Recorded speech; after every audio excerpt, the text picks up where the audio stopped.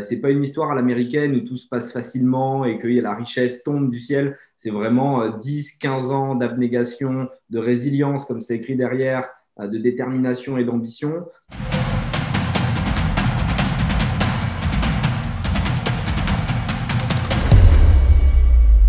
Bonjour Anthony.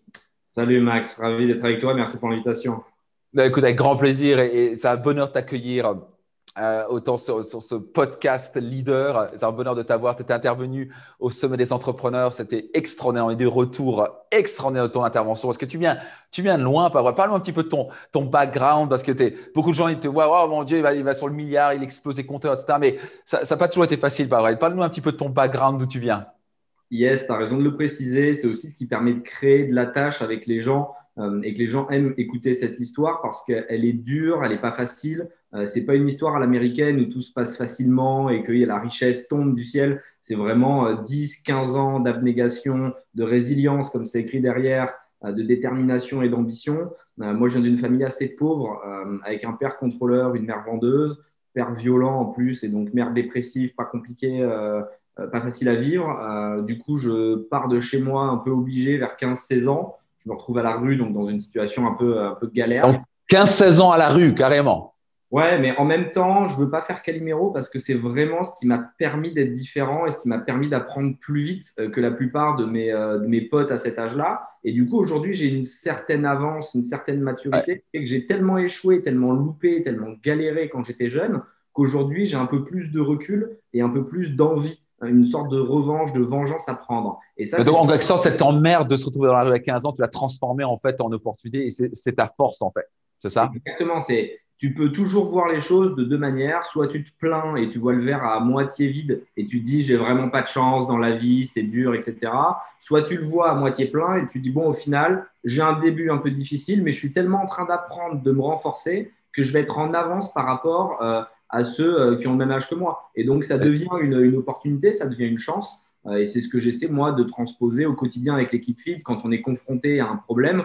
On essaie toujours de changer la perspective et de le tourner de la bonne manière pour que ce soit quelque chose qui nous permette d'apprendre, d'évoluer et de devenir plus fort. C'est ce que je dis constamment dans mes séminaires, c'est ce côté, c'est les difficultés qui nous forgent.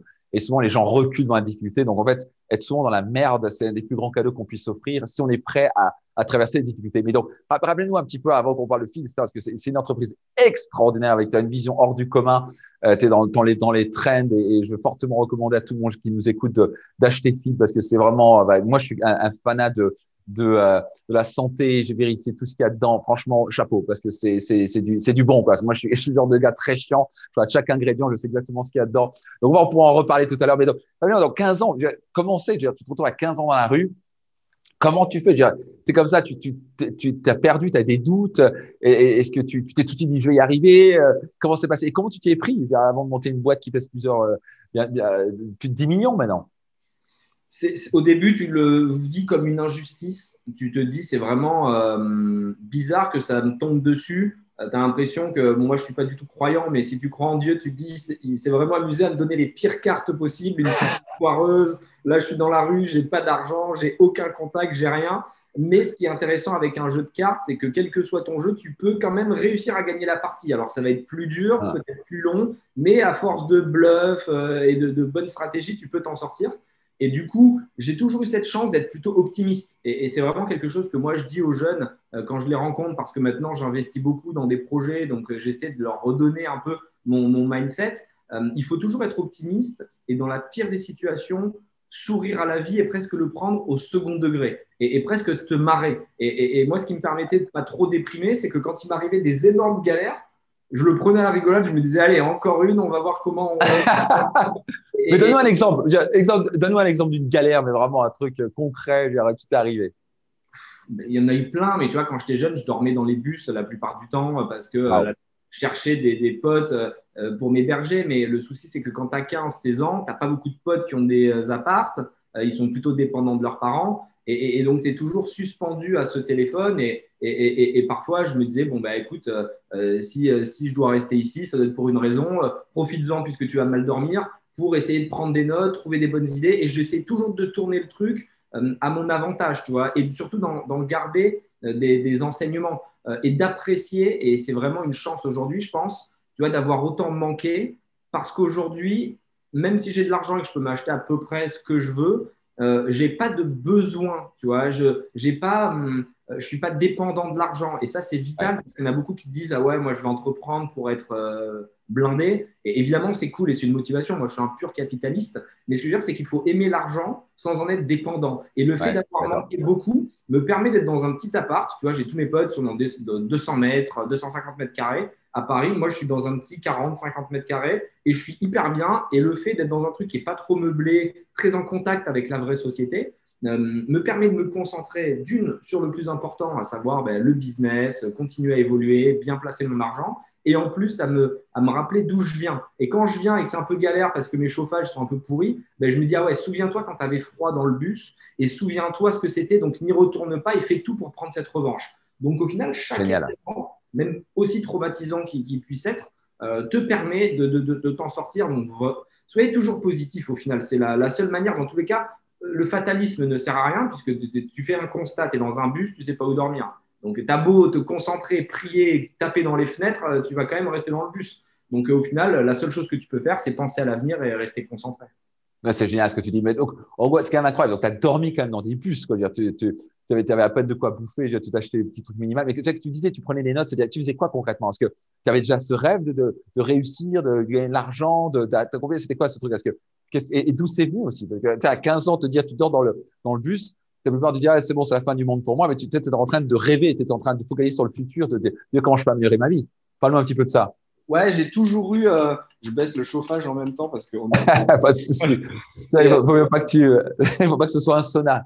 ouais, exactement. Et non, j'ai toujours su que j'aurais une vie passionnante. Donc, je voulais être toujours le capitaine de mon destin et tu vois, je jamais essayé de compter sur les autres parce que très tôt, en fait, quand tes propres parents t'abandonnent, tu comprends que tu es le seul maître de ta réussite. C'est super T'as pas le important. choix. T'as T'as pas le pas le choix. choix. Et au final, ça, c'est une chance exceptionnelle que j'ai eue. Et j'aime bien être un peu clivant et provoqué en disant, quand je rencontre des jeunes, ils viennent me dire, ils me disent, moi, tu sais, j'ai pas de chance, je suis pauvre. Et je leur dis, en fait, tu te trompes, tu as la chance d'être pauvre et de rien avoir. Parce qu'en fait, tu n'as pas de jurisprudence et tu n'as aucune limite. Si ton père était médecin, si toi, tu es médecin plus, je sais pas, chirurgien, tu as déjà l'impression d'avoir fait un truc de ouf parce que tu as fait mieux que ta référence. Si tu Ouais. n'as pas de référence, au final, tu n'as pas de limite. Moi, tu Y a vois, pas de limite. je vois J'adore. pourquoi je serais pas milliardaire en fait. Tu vois, je me dis pas je veux être millionnaire, je veux être milliardaire. Et pourquoi je serais pas en fait le plus riche du monde, tu vois. Et pourquoi je pourrais pas faire la plus grosse fondation du monde. Et pourquoi je pourrais pas faire une boîte parce qu'en fait, j'ai pas de limite, j'ai pas de référence. Donc, le loup ne court jamais le ventre plein, et c'est pour ça qu'il faut être épanoui dans ta pauvreté, parce que en fait, si tu arrives à puiser l'énergie et à la transformer positivement, mais c'est très compliqué, et moi, au début, je l'ai mal fait, c'est-à-dire que la haine me gouvernait. Et tu vois, Ah, tu as une sorte d'énergie à l'intérieur de toi qui prend le contrôle, et du coup, tu dérailles, tu n'es pas stable, tu n'es pas focus. Et parce que la haine, est négative. Mais si tu arrives à tourner cette haine en énergie positive, en envie de revanche, mais en étant concentré, en lisant des bouquins, en essayant de te former, en écoutant des podcasts, en lisant des livres, en parlant avec des gens qui ont déjà réussi, ben cette puissance que tu as à l'intérieur de toi te permet, un peu comme du fuel, comme de l'essence, de te donner l'énergie nécessaire au c'est quotidien génial. pour te lever pour te battre. Et Anthony, mais donc là, tu me parles de livres, de podcasts, machin. C'est à quel âge que tu as commencé à faire ça et d'où c'est venu? Est-ce que tu as eu un mentor d'abord ou une aspiration? Tu te dis, c'est ça que je veux devenir? Est-ce que tu avais un rêve? Et qu'est-ce qui s'est passé là? Tu parles que tu as la haine et à un moment, quel a été le point de bascule? À un moment, où tu t'es dit, faut que je transforme ça, je suis pas dans la bonne direction. J'ai jamais eu de mentor, j'ai pas eu la chance. Moi, tu sais, je vivais à Pessac, Cap de Bosse. C'est vraiment la banlieue de Bordeaux. Enfin, c'est vraiment pas ouf. Euh, c'est plus, à mon avis, d'avoir observé une vie sans le moindre intérêt de mes parents, tu vois, qui faisaient rien. C'est-à-dire que tu les voyais à 20 heures tous les soirs, ils étaient devant le JT de 20 heures à absorber, tu vois, comme des robots Claire Chazal ou le je sais pas qui. Et genre, ça me choquait. Et pourtant, tu vois, c'était une intuition parce que j'avais aucune autre base. Mais je sentais que c'était pas normal. Et donc, Wow. quand en fait, je me suis fait virer de chez moi parce qu'ils étaient tous cinglés, c'est là que j'ai observé que j'avais raison. Et je me suis dit, mais en fait, la vie, c'est trop cool. Et j'ai découvert que tu pouvais inviter des gens chez toi, que tu pouvais parler à des gens différents, parce que moi, c'est quelque chose, vraiment, je suis resté en vase clos jusqu'à 16 ans. On n'avait pas le droit d'inviter des gens chez nous et tout, tu vois, c'était un sacré délire. Alors, Et c'était le super confort et protectionnisme, quoi. ouais, c'était vraiment, et puis tu vois, ils étaient cheminots de génération en génération. Si enfin, il fallait devenir cheminot comme les ancêtres, quoi, en gros. Et en fait, je pense que j'ai été tellement frustré de ne pas voir le monde que j'avais envie de le découvrir. Et D'un coup, c'est c'était… quand j'ai été Ah, lâché, tu vois, c'est un peu comme si on te lâche. Forcément, tu es comme un animal sauvage. Au début, tu n'es pas bien dressé. Donc, tu vois, tu es un animal fou, tu cours dans tous les sens.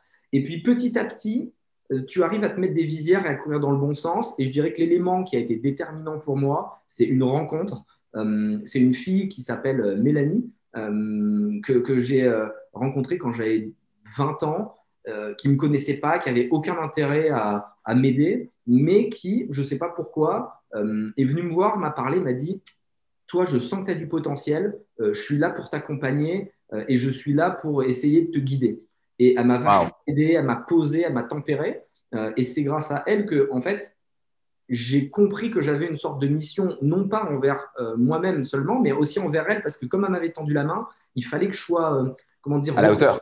et à la hauteur. Et en fait, j'ai découvert un peu, je pense, que certains appellent l'amour, à cet âge-là, la bienveillance, en disant, en fait, il y a des gens qui te regardent avec Hmm. des yeux vraiment altruistes, qui n'ont pas envie de profiter de toi, mais qui, parce qu'ils croient en Je veux juste toi, t'aider. vont te Et il pousser croit en vers toi. eux. Et là, en fait, à partir de là, j'ai compris que c'était différent que l'égoïsme que moi je pouvais avoir à cet âge-là en mode chacun pour sa tronche, etc. Et c'est là qu'avec elle, j'ai construit, on va dire, une sorte d'empire. On a vraiment, on s'est mis sur tous les business, on a fait de l'immobilier, on a fait de la finance, on a fait des Vous avez fait comptes. ça ensemble, alors vous êtes devenus quasi partenaires, en fait. On était en couple pendant 8 ans et aujourd'hui, on n'est plus en couple, on est toujours hyper proches, on est très potes et on bosse Waouh, ensemble. D'ailleurs, elle est chez Feed, elle bosse chez Feed et c'est vraiment waouh. partenaire de vie en fait, tu vois. Et à l'époque, comme je mettais pas de mots sur cette relation, on s'est dit bon, on va se mettre ensemble. Mais en fait, c'est plus une sorte de sœur, tu vois, une sœur d'une autre mère, quoi, tu vois, où c'est comme si on était deux âmes sœurs Incroyable. faites pour s'aider. Et ça, c'est incroyable parce que ce regard-là que j'ai reçu moi à 20, 21 ans, j'essaie de le renvoyer aujourd'hui avec les jeunes chez qui j'investis ou dans ma fondation Feedback Oh, où on donne 1% de notre chiffre d'affaires chaque année pour aider des personnes qui sont dans la difficulté. Et c'est exactement la même chose quand je les vois, je sens, tu vois, cette haine, cette envie de se venger, mais négativement. Et moi, je leur dis, alors attendez, moi, je ne vais pas faire de pathos avec vous parce que moi aussi, j'ai une vie difficile, donc je ne vais pas pleurnicher. Par contre, voilà, je vais t'expliquer ce qu'il faut faire pour t'en sortir et on va tourner ça positivement. Et quand ils voient que moi, je le incroyable. fais sans aucun intérêt, ben, c'est un peu comme avec Mélanie, ils prennent confiance et du coup, ils ont envie de se dépasser, ils ont envie de te renvoyer l'ascenseur. Et je pense que c'est même la même chose dans les recrutements. Tu vois, quand je recrute des gens, je vais plutôt me concentrer sur des profils qui n'ont pas fait des grandes écoles, qui ne sont pas pile poil dans les cases, qui ne seraient pas chassés par les plus grands cabinets, mais au contraire des gens qui ont cette étoile dans les yeux, qui ont cette envie, tu vois, de Avec s'en la niaque de l'énergie qui veulent avancer, sur la ouais. dalle. Et quand tu leur tends la main, eux, ils ont une sorte de dette envers toi parce que tu leur as fait confiance et ils veulent te prouver que tu as bien fait. Et c'est C'est exactement ce génial. que chez Fit, c'est qu'il y a une sorte de mixité sociale, de mixité de culture, de mixité de diplômes qui fait que c'est vachement varié, mélangé. Et ça nous donne une énergie complètement folle. Et c'est pour ça qu'on essaie de garder un org chart qui soit le plus horizontal possible, pas du tout vertical avec des Ouais. managers, mais vraiment quelque chose où tout le Ah, monde a plus son. un rond et pas un triangle, quoi, on est d'accord. Exactement. Mais c'est extraordinaire. Donc, en gros, c'est quand même quelqu'un qui t'a tendu la main un jour. Je pense en fait, à la fin, un des plus grands cadeaux qu'on peut offrir à une autre personne, c'est de croire en lui, quoi. Et moi, j'ai eu ça. J'ai eu un moment des gens qui m'ont, juste par leur regard et qui s'étaient assis en face de moi lors d'un déjeuner, alors que j'étais un gars qui recevait rien. C'est quelqu'un à succès qui a commencé à me parler, me donner des conseils. Et indirectement, si vous me donnez des conseils, ça voulait dire pour moi, bah, il croit en moi, le gars, il veut m'aider, quoi. Et ça a tout changé pour moi. Donc, je vois exactement quand tu parles. Donc, parfois, c'est juste d'avoir quelqu'un qui croit en nous et on se dit, putain, en fait, je suis capable de ce truc-là. Et waouh, quelle histoire, c'est incroyable. En plus, vous collaborez encore ensemble. Je trouve ça hallucinant, cette histoire. C'est génial. C'est une belle histoire et ça montre quel que soit ton parcours et les difficultés que tu peux rencontrer, si tu n'es pas dans la bonne famille, si tu es immigré, si tu es handicapé, si tu es vraiment pauvre, c'est pas grave parce qu'au final, il y a des exemples qui te montrent que c'est possible de t'en sortir et c'est pour ça que moi je pousse tous mes potes investisseurs à rentrer dans des projets qui viennent d'en bas, des gens qui viennent de banlieue, des gens qui viennent de province et pas seulement chez des entrepreneurs d'HEC ou des alumni de je sais pas quelle école de commerce qui ont déjà tous les codes. Parce que pour moi, l'entrepreneuriat, ça doit venir du bas. Tu vois, ça doit être du bottom-up et ça doit permettre aux gens de prendre un ascenseur social qui est en panne et de faire mentir le destin, de réussir à faire une extraction sociale comme c'était encore possible il y a quelques années. Et pour être dans le système, l'écosystème startup au quotidien, malheureusement, il n'est pas du tout représentatif de ce qui devrait être, représentatif de la France que moi j'ai vécu parce que j'ai pas mal bougé, j'ai voyagé et j'ai vu des gens de tout horizon, des gens de toute origine être très intelligents, mériter de s'en sortir. Mais malheureusement, ce n'est pas souvent le cas. Et il faut des jeunes comme moi qui essaient de dire bah, on a réussi à notre petit niveau, on est là pour vous renvoyer l'ascenseur et créer un cercle vertueux pour remettre la méritocratie au cœur du débat, en fait. Ouais, j'ai l'impression que c'est un de tes why les plus forts. Tu as un grand why, tu parles souvent de méritocratie, et ça te prend au triple. Parle-moi un peu plus de ça, de ce côté de, tu me dis souvent, mais en gros, j'en ai marre de voir, et au passage, on les respecte tous, bien sûr, mais en gros, j'en ai marre de voir des gens qui viennent de HEC, etc., parce que c'est fils à papa et machin, ils sont entre eux. C'est ce que tu expliquais au sommet des entrepreneurs. Parle-moi un peu plus de ça, parce que ça a l'air de vraiment t'animer, ça. Oui, c'est vraiment un combat et comme tu le dis, c'est mon why. Et le why, pour ceux qui l'ont pas en tête, c'est vraiment la raison qui t'anime au quotidien parce que si ta raison, c'est juste gagner de l'argent avec ta boîte, le business, c'est tellement dur que dès que tu vas échouer, tu vas abandonner. Alors que C'est si tu as clair. un why qui est plus ancré dans ton destin, dans ton histoire personnelle et que c'est la continuité, que ta startup est la continuité de cette aventure, ben, tu vas pas lâcher parce qu'en fait, c'est tellement dans tes racines et dans ton histoire personnelle que tu vas pas baisser les bras. Et du coup, moi, un de mes why, c'est effectivement presque de créer une révolution, de faire une révolution et de rendre le pouvoir au peuple. Et de dire au peuple, en fait, le jour où vous réaliserez que vous avez le pouvoir entre vos mains et que vous avez la capacité de faire plus que ce qu'on vous apprend depuis que vous êtes tout petit à l'école, vous réaliserez que vous avez zéro limite, en fait. Et c'est tellement Génial. frustrant pour moi de voir des gens qui ont du potentiel ne pas y croire, ne pas se donner les moyens, parce qu'en fait, ils observent et ils font du mimétisme social, ils vont faire un peu comme les copains, et ils Ouais, vont ils sont formatés, quoi. Ils sont formatés, c'est comme ça, c'est pas autrement, quoi. et l'école, c'est une des premières raisons de cet échec total. C'est qu'on t'apprend à être un mouton dès le début, en fait. Et je lis un bouquin en ce moment de Bernard Lahire qui est incroyable, qui s'appelle Enfance de classe, qui te montre que, en fonction de ta naissance et de l'école que tu fréquentes, ton destin est déjà verrouillé à 95%. Parce qu'en fait, tu n'as pas de prof particulier si tu n'as pas d'argent, quand les autres ont les meilleurs lycées, les meilleurs profs qui vont faire des prépas. Et en fait, ça, c'est injuste. Et on n'est pas là pour cracher ou stigmatiser sur les bourgeois, les riches, loin de là, on est plutôt pour essayer de rapprocher tous les milieux et que tout le monde ait le même pourcentage de chance. Et du coup, cette méritocratie qui, pour moi, devrait être à la base de tout, c'est-à-dire que même à la base des impôts, c'est-à-dire que selon moi, tu devrais payer des impôts en fonction de ta méritocratie et en fonction de ce que tu as généré comme valeur autour de toi. Et donc, J'adore. de combien tu as d'argent, parce que tout sera en termes de pourcentage, et c'est plus le nombre d'emplois que tu as créés, la valeur que tu as aidé à faire avec ton pays, toutes ces choses-là qui vont faire que bah, tu vas être plus ou moins imposé sur ton enveloppe globale. Et à partir du moment où tu remets cette méritocratie au centre de tout, ça lisse et ça te fait un système d'égalité qui est pour moi super important parce que on est toujours choqué, tu vois, quand tu regardes un film, tu dis, oh là là, t'imagines, avant, il y avait des esclaves, c'était horrible pour eux. Évidemment que c'était horrible. Mais je suis persuadé que dans 200 ans, tu verras des films qui racontaient comment ça se passait en 2000-2020. C'est ouf qu'il y en a qui acceptaient ces salaires pour en faire des métiers atroces où ils n'étaient pas formés, pendant qu'il y en a qui vivaient sur de la rente immobilière qu'ils avaient depuis 10 générations sans que personne ne leur dise rien. Et c'est complètement injuste parce que moi, je vois des projets au quotidien qui sont magnifiques, qui méritent de réussir, mais qui ne sont pas financés, pas appuyés par les investisseurs. Pourquoi? Parce que ces entrepreneurs ne rentrent pas dans les cases, parce que ce n'est pas des hommes blancs de 30 ans qui ont fait une grande école. Et comme les investisseurs qui ont l'argent sont eux-mêmes des hommes blancs de 30 ans qui viennent de HEC, et ben ça tourne en rond. Et c'est complètement logique. Tu réinvestis sur les gens qui te ressemblent. Bien Et sûr. un exemple qui est dans le livre de Start with Why et qui est hyper clair, de Simon Sinek, c'est quand tu es à l'étranger et que tu es au milieu de personnes que tu connais pas, c'est pas la même culture, c'est pas la même langue. Tu es dans un bus, tu entends parler français, ton premier réflexe, c'est d'aller vers les Français parce qu'ils te ressemblent et tu sais qu'ils vont te comprendre. Et bien, les investisseurs font exactement la même chose quand ils sont sous Parfait. une nuée de dossiers et qu'ils ont 45 dossiers et qu'ils doivent en choisir un pour investir. Ils vont naturellement vers le dossier qui leur ressemble le plus parce que le Bah. fondateur a les mêmes codes, il a grandi dans les mêmes endroits, il a les mêmes amis. Et ça le rassure. C'est le cerveau mammifère qui nous dit, ben, il est comme moi. En psychologie, c'est démontré, on aime les gens qui sont soit qui nous inspirent, soit qui sont comme nous. Et je trouve ça génial de pouvoir taper là-dedans. Tu sais, moi, c'est pour ça on se rejoint très bien tous les deux parce que Moi, je suis parti de zéro aussi. J'avais des parents qui gagnaient que dalle. Pour moi, c'était 2 000 € par mois si tu étais riche. Mes parents qui ramenaient financièrement.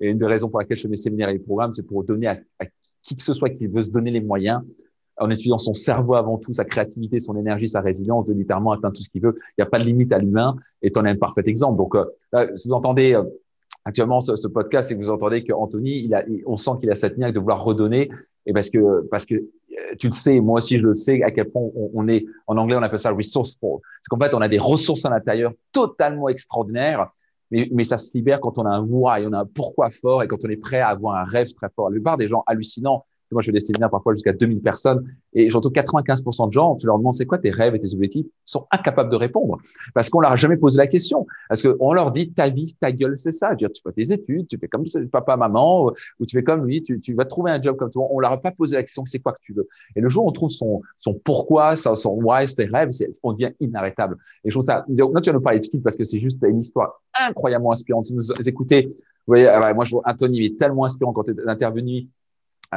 au sommet des entrepreneurs, on a eu je sais pas combien de retours quand t'es parce que t'es vraiment les gens se disent wow, s'il a pu le faire, je peux le faire aussi quoi. T'es un parfait exemple de ça. Et donc d'un coup tu dis ok Feed, qu'est-ce qui t'a amené à lancer Feed, pourquoi Feed, et toi tu nous expliques aussi le challenge aussi, hein, comment on démarre une boîte comme ça, une startup. Et alors déjà parle du pourquoi, comment t'as démarré tout ça.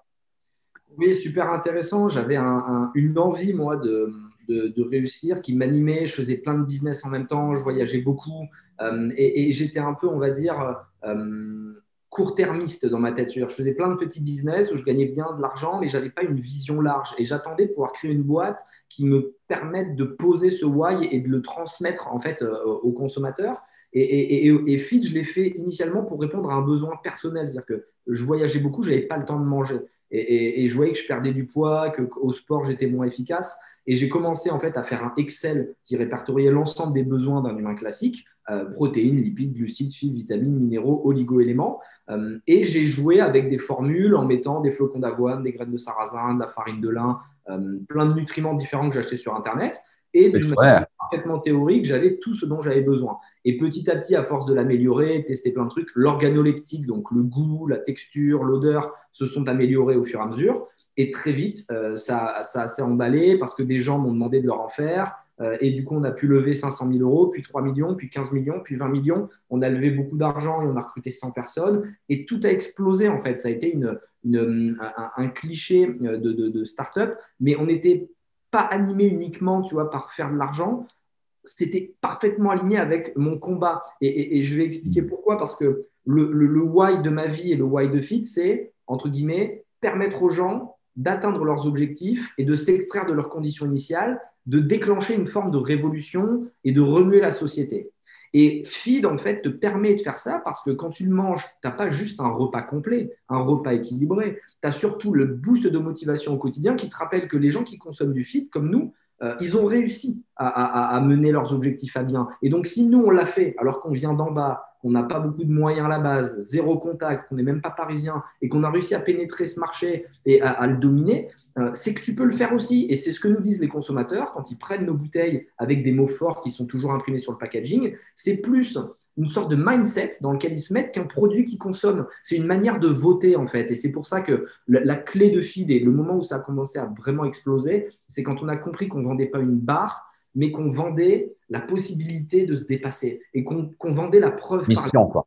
Et ouais, et c'est ça qui est cool, c'est que tu ne dois pas parler au consommateur par le pragmatique, tu dois lui parler de manière émotionnelle. Et en fait, le consommateur, il est beaucoup plus fidèle s'il te rejoint pour des raisons qu'il comprend et sur lesquelles il est aligné. Des valeurs communes. Voilà, plutôt que juste une recette. Et on parle souvent de Martin Luther King qui a réuni énormément de monde, mais les gens ne sont pas allés là-bas pour Martin Luther King, ils sont allés là-bas pour ses valeurs et parce que le message qu'il défendait, ils étaient d'accord avec lui. Et nous, c'est pour ça que ça fonctionne, parce que quand on explique la vie est injuste, les pauvres ont moins de chances que les riches de réussir, mais nous, on va vous pousser à réussir et vous devez y arriver à force de travail, de résilience et de passion. Ben, c'est des valeurs qui sont vachement communes en fait. Les gens, ils n'achètent pas Feed pour moi, ils achètent Feed parce qu'ils sont d'accord avec mon propos, d'accord avec mon histoire et qu'ils ont envie de mettre un petit ticket dans l'urne en se disant ces jeunes-là, je vais les pousser plutôt que d'acheter une barre de je sais pas quelle énorme boîte qui fait des dizaines de milliards et qui a aucune On a valeur rien à foutre des gens. des gens qui ne sont pas descendus dans un métro depuis 35 ans, bon, ben, je vais aller aider une équipe de jeunes entrepreneurs qui a la dalle et qui en plus reverse de l'argent à une fondation. Et tout ça, en fait, c'est une sorte de cercle vertueux. Nous-mêmes, quand on allait distribuer du feed dans les points de vente, chez Franprix, chez Monoprix, on allait voir les caissières en leur disant, si vous avez un rêve, on peut vous aider à l'accomplir, postulez à notre fondation. Et si tu veux, même nos clients et nos intermédiaires, nos interlocuteurs, ils étaient liés dans l'aventure. C'est-à-dire qu'avant même de commencer une négociation avec Carrefour pour parler de prix, on va leur dire, est-ce que vous connaissez autour de vous quelqu'un qui a un rêve à accomplir parce qu'on aimerait bien l'aider? Bon, ben là, tu vois, tu parles plus avec juste un vendeur de bar, tu parles avec quelqu'un qui essaie de te motiver, qui essaie d'être inspirant, et c'est ça qui a fonctionné avec Fid. Donc c'était OK, c'était ces valeurs que tu communiquais, c'était ce pourquoi de vouloir aider, etc. Et c'est extraordinaire. Donc vraiment applaudir pour ça. Donc, et je crois que c'est vraiment ça. Les gens recherchent plus que les gens, on croit que les gens achètent par rationalité. En fait, on achète par émotion et on justifie par la logique. Et quand il y a des valeurs qui nous parlent, on a envie de suivre ça. Donc en fait, donc Fit, ça a été la clé du succès, c'était vraiment de dire OK, on communique des valeurs, le pourquoi on veut aider, on veut bouger cette société, on veut créer une révolution. Rejoignez-nous. En gros, vous avez, si je comprends bien, vous avez une sorte de communauté qui est derrière vous, qui vous entraide, des vrais fans qui connectent avec vos valeurs, c'est ça? Ouais, c'est ça. Et quand tu fais appel à l'émotionnel, les gens ont de la fidélité, parce que si quelqu'un ne t'achète que parce qu'il aime le chocolat, s'il mange ta barre chocolat et qu'elle lui plaît pas, il change de marque. Mais si la personne t'achète parce qu'elle comprend tes valeurs et qu'elle aussi elle a envie de se motiver, elle a envie de réussir, elle va essayer ta barre chocolat. Si elle aime pas, elle va essayer la barre fruits rouges et puis la barre coco et puis la boisson. Et à un moment, elle va tomber sur le produit qui lui correspond. Et c'est là Yes. où c'est important de vendre non pas le produit, mais plutôt le gain. Et Apple était très bon pour ça. Quand tous les concurrents te disaient, moi, je t'offre un iPad ou un baladeur de musique avec 250 gigas de mémoire et 25, je sais pas quoi, de RAM, Apple te disait, moi, je te mets 1000 chansons dans la poche. Et là, en fait, tu comprenais beaucoup mieux que tu avais 1000 chansons dans la poche plutôt que tu avais un disque dur de 250 gigas. Tout le monde n'a rien à foutre des Ça. 250. C'est comme nous, on n'explique pas quel genre de protéines on va utiliser. On va pas te dire il y a des BCAA, il y a 9 acides aminés importants parce que tu en as besoin. Non, nous, on te dit l'objectif, c'est de te faire gagner du temps pour que tu te concentres sur tes objectifs qui font du sens. Soit travailler plus, soit faire du sport, soit voyager, faire de la musique, te balader, aller au musée, parler avec tes amis, regarder un podcast, aller sur Netflix, écouter de la musique. Et tu gagnes du temps avec Feed en ayant un Et, repas qui est parfaitement équilibré ça. pour atteindre tes buts perso. Et bien, en plus, j'ai la pêche quand je l'achète. Je me dis, j'ai les mots dessus, c'est extraordinaire. Et donc, quand tu parles de levée, je pense que vous avez quand même levé jusqu'à 20 millions d'euros. Donc, parle un petit peu pour les gens qui n'ont jamais fait ça. Parce que pour beaucoup, ils disent, ah, levée de fonds, pas possible. Comment ça se passe concrètement? Comment vous avez pris? Vous étiez plusieurs partenaires, vous allez voir qui? Comment c'est passé concrètement? Pour moi, c'est exactement la même chose que pour le client. Quand tu vas voir des investisseurs, moi, j'avais zéro contact. C'est-à-dire que j'avais pas de love money. Ce qu'on appelle love money, c'est quand tu commences, tu as toujours des proches qui te mettent 10 000, 5 000, 20 000. La plupart des startups parisiennes, et personne ne le dit, mais moi, j'en ai rien à foutre, donc je le dis, commencent avec 5, 6 millions de love money. Et tu sais, ils viennent te voir après en disant, moi, tu sais, je pars de rien. Mon père, il a quand même pris des parts dans la boîte quand il a mis 3 millions. Mais oui, mais il a quand même mis 3 bâtons, tu vois. Mais je t'assure que les entrepreneurs parisiens, pour la plupart, te racontent qu'ils sont partis de rien. C'est exceptionnel, en fait. Quand tu connais l'envers du décor, c'est juste une énorme blague. Nous, on est partis, on n'avait rien, 0 euros. Personne ne nous a donné 1 euro. Et en fait, à force de faire des conférences, à force de parler du projet et de dégager une énergie positive, il y a des investisseurs qui venaient nous voir et qui nous disaient, tu cherches de l'argent parce que je cherche un truc pour investir. Et du coup, on a levé 500 000 euros, donc tout petit au début. Et puis, ces BA, on leur a fait forte impression parce qu'ils ont vu qu'on travaillait H24, qu'on comptait pas nos heures, qu'on essayait de mettre un maximum de traction. Ils en ont parlé eux-mêmes à leurs amis d'amis, qui en ont parlé à un VC. Et on avait plein de demandes entrantes. Donc, j'ai envie de dire que pour réussir à lever de l'argent, il ne faut pas non plus vendre un produit ou un business plan, il faut vendre de l'émotion. C'est-à-dire que quand tu rentres dans la pièce, il doit se passer quelque chose. Et moi, c'était ma grande force. Je suis ultra nul en deck. Mes decks sont pourris, mes Excel sont pourris. Franchement, je ne suis pas du tout un entrepreneur moderne.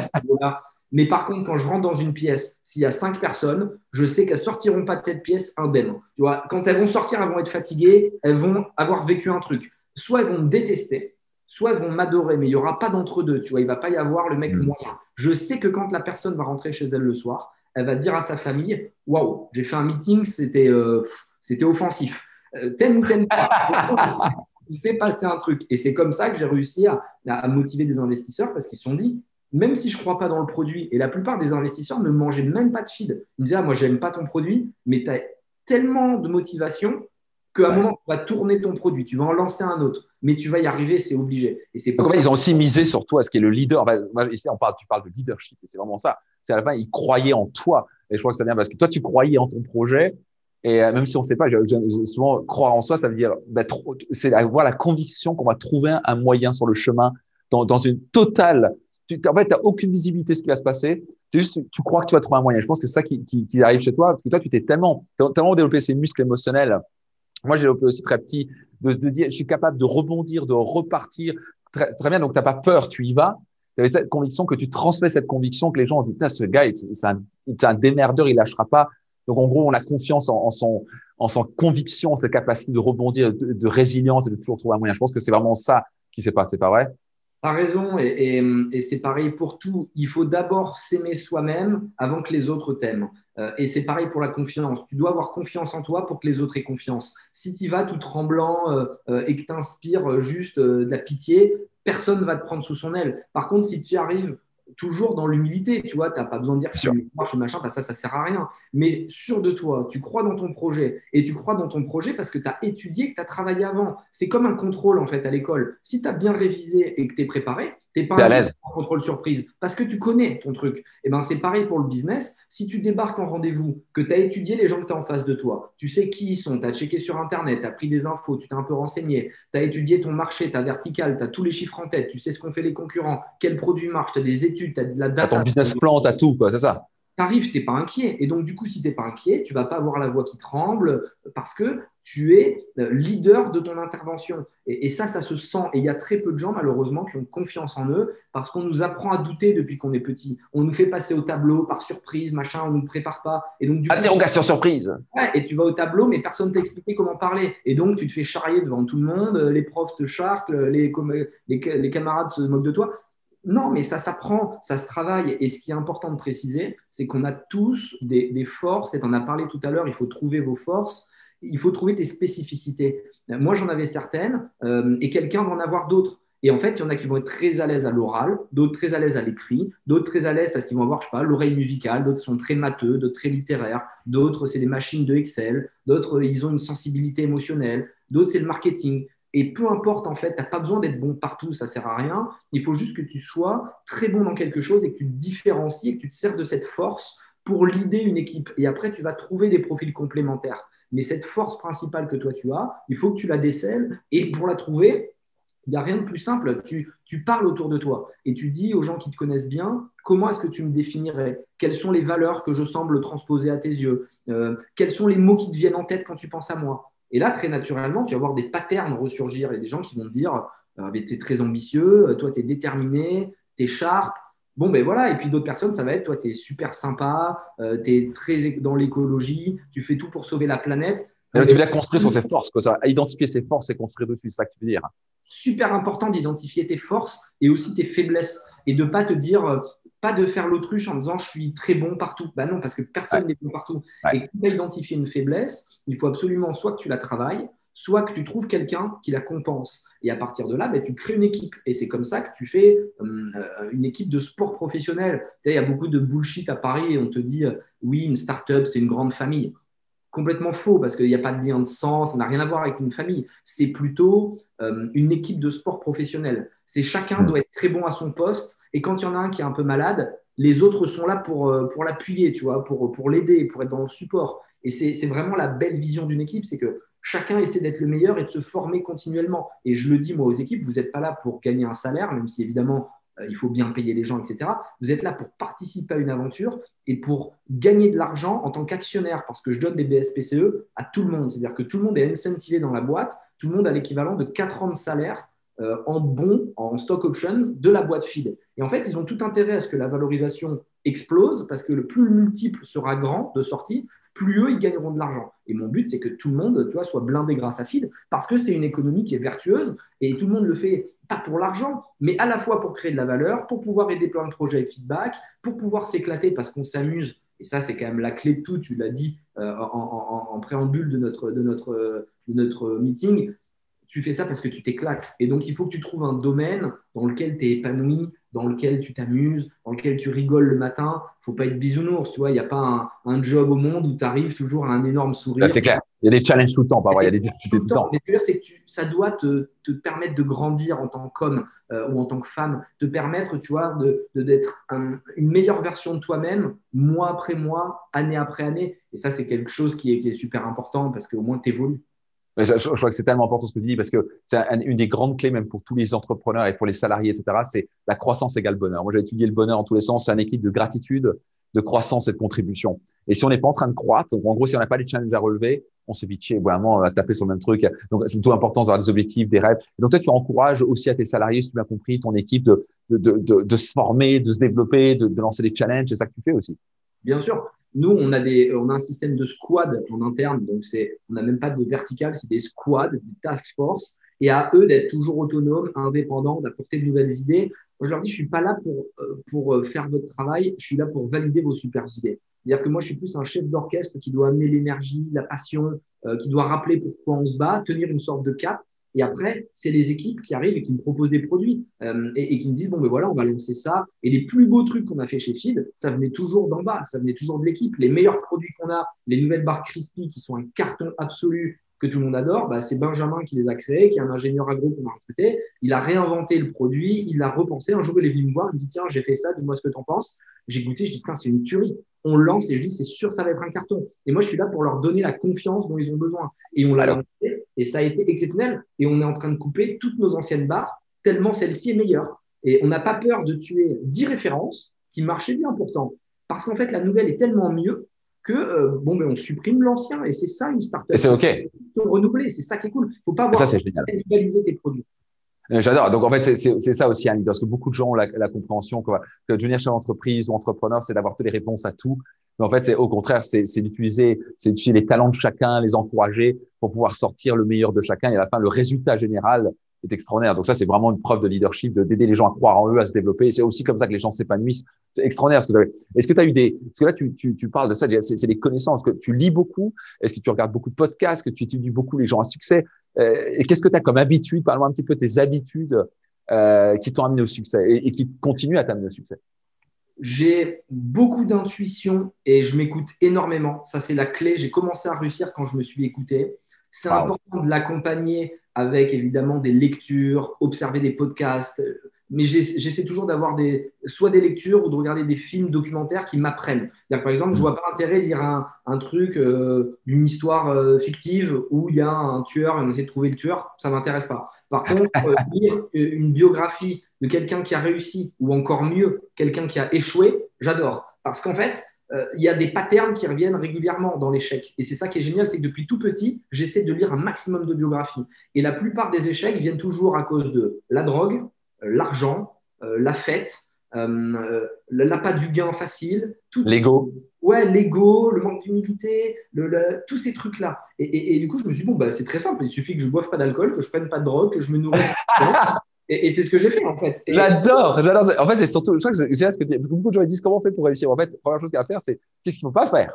Ouais, une fois que tu limites ce qu'il ne faut pas faire, les conneries et les erreurs, bah déjà, tu as beaucoup plus de chances de réussir. C'est génial quand tu définis ça. Il faut être pragmatique, très concret. Et moi, je me tiens à tout ça. J'essaie d'être dépendant de rien, d'être le plus sain possible.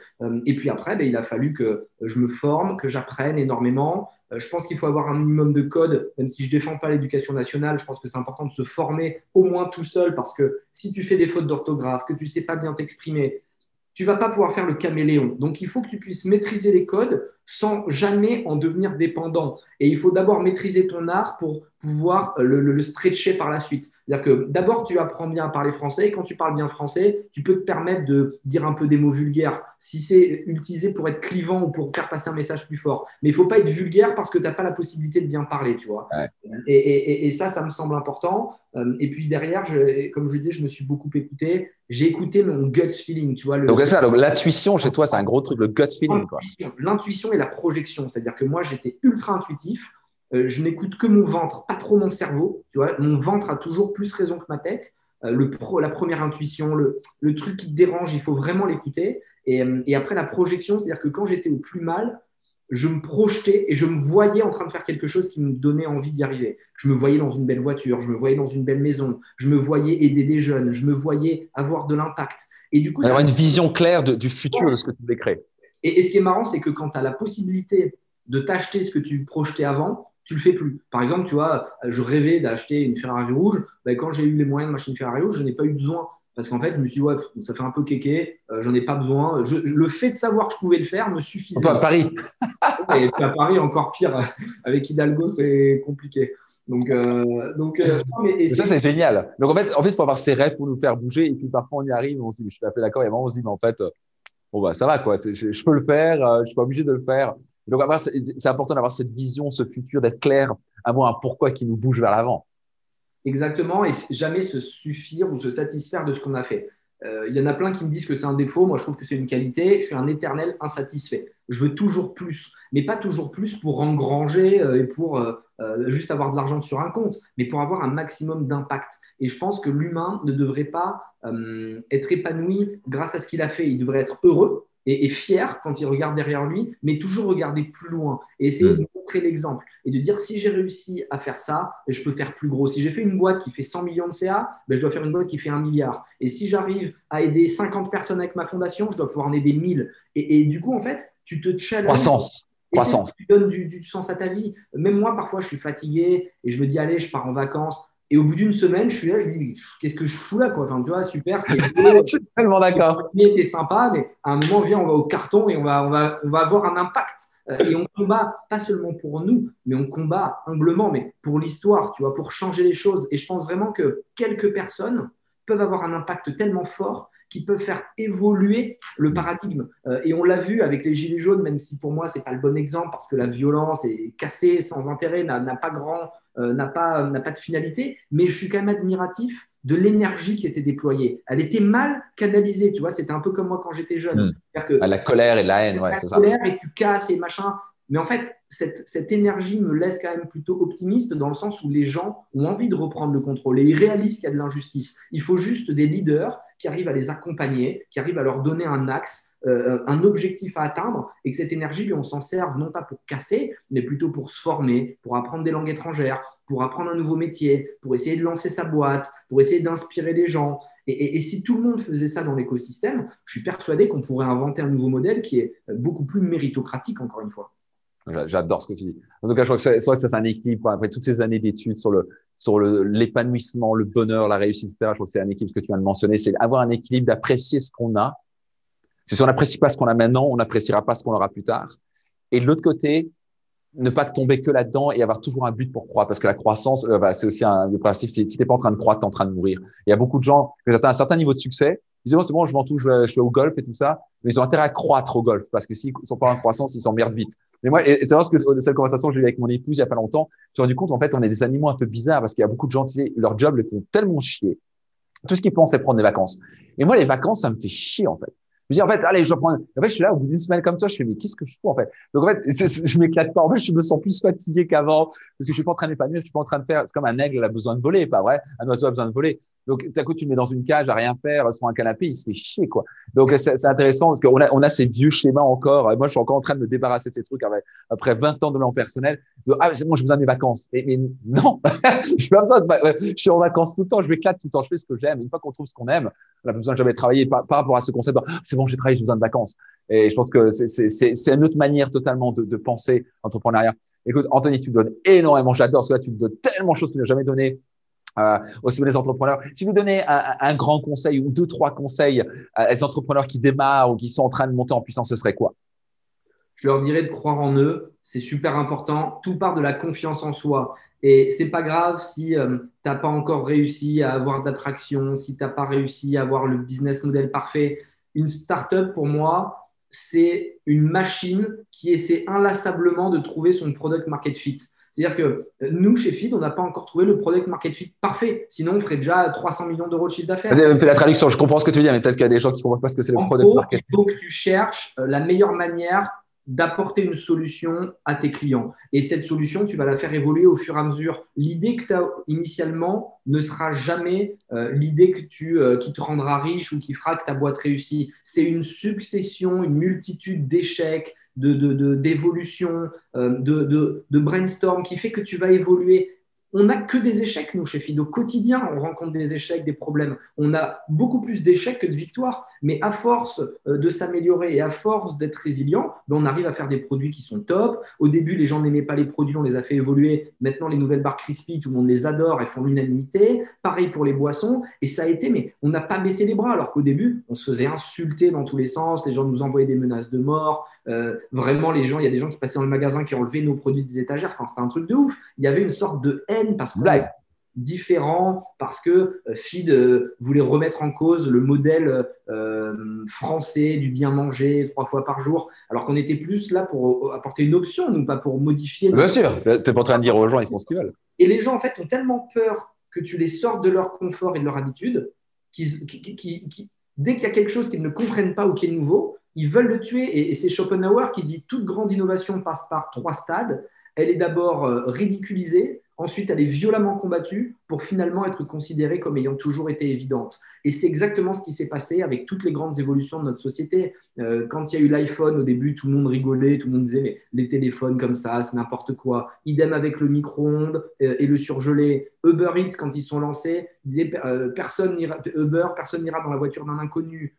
Qui va louer son appart Airbnb à un inconnu? C'est vrai, c'est vrai. Mais maintenant, c'est comme ça, c'est toujours la même chose. Et au final, on s'y habitue. Et Feed, ça a été le même combat. Au début, on s'est fait lyncher, on s'est moqué de nous. Puis petit à petit, les gens ont compris qu'ils gagnaient du temps, que c'était moins cher qu'un repas classique, que c'était plus équilibré, plus pratique, etc. Et qu'en plus, c'était bon. Ils y sont venus. Donc, ne jamais baisser les bras. Croyez en vous. Soyez convaincus de votre capacité à travailler. Formez-vous inlassablement parce que c'est sur vous qu'il faut investir. Il n'y a même pas de débat. C'est-à-dire que investir dans l'immobilier, c'est cool. Dans les startups, c'est cool. Dans la finance, c'est bien. Le meilleur investissement, c'est le tien. C'est être cultivé, rencontrer des gens qui t'inspirent et qui vont t'apprendre des choses.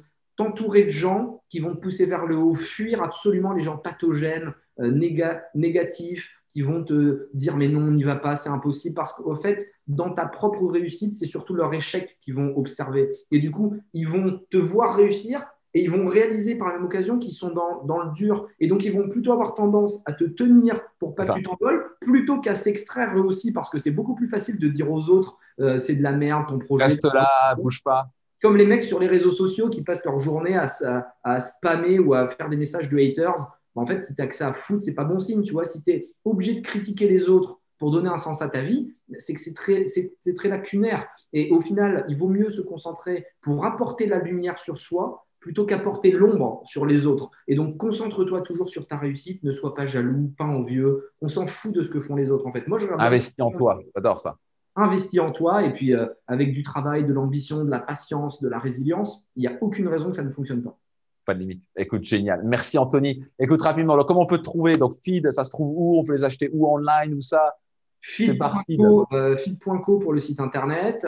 Dans les Franprix, Monoprix, enfin, on a une carte sur notre site avec tous les points de vente et il y en a forcément un qui est près de chez vous. Le plus simple, c'est de s'abonner sinon sur le site internet et c'est ce que font le plus gros nombre de nos clients. Ils s'abonnent et tous les mois, ils reçoivent leur snack, leur repas et comme ça, génial. C'est efficient. Une livraison automatique. Tout est automatique, tout est gratuit et du coup, ça te permet d'avoir le produit chez toi sans la moindre prise de tête et tu peux te concentrer comme ça sur tes objectifs. Et puis moi, si vous voulez me parler ou que vous avez des dossiers d'investissement ou que vous essayez de lancer votre startup, vous n'hésitez pas à me contacter sur LinkedIn. C'est le seul réseau social que j'ai. Et puis, je serais ravi d'essayer de vous répondre ou de vous aider avec mon contact, mes contacts, mon réseau et peut-être quelques mots de motivation. Parfois, il suffit juste d'un message pour que quelqu'un se motive et puis se chauffe pour lancer un projet. Et donc, n'hésitez pas à en parler. Tu as un grand bonhomme, Tony. Tu viens de loin et c'est juste extraordinaire ce que tu en as fait. Tu es extrêmement inspirant. Merci pour ce partage. Je pense que les gens ont apprécié. Donc, si vous avez aimé, abonnez-vous maintenant. Partagez au moins à 3 personnes ce podcast pour découvrir Anthony et la société Feed et toutes ces clés qui ont été transmises. Encore merci, Anthony, et à très vite. Merci, Max. À bientôt. Procurez-vous mon livre Réussite Maximum. Je vais vous dire une chose, ça va changer votre vie. Vous allez faire un des meilleurs investissements de votre vie. Tous les bénéfices de mon livre sont versés à but caritatif. Ça a impacté la vie de dizaines de milliers de personnes. Cliquez sur le lien maintenant. Réservez mon livre Réussite Maximum maintenant.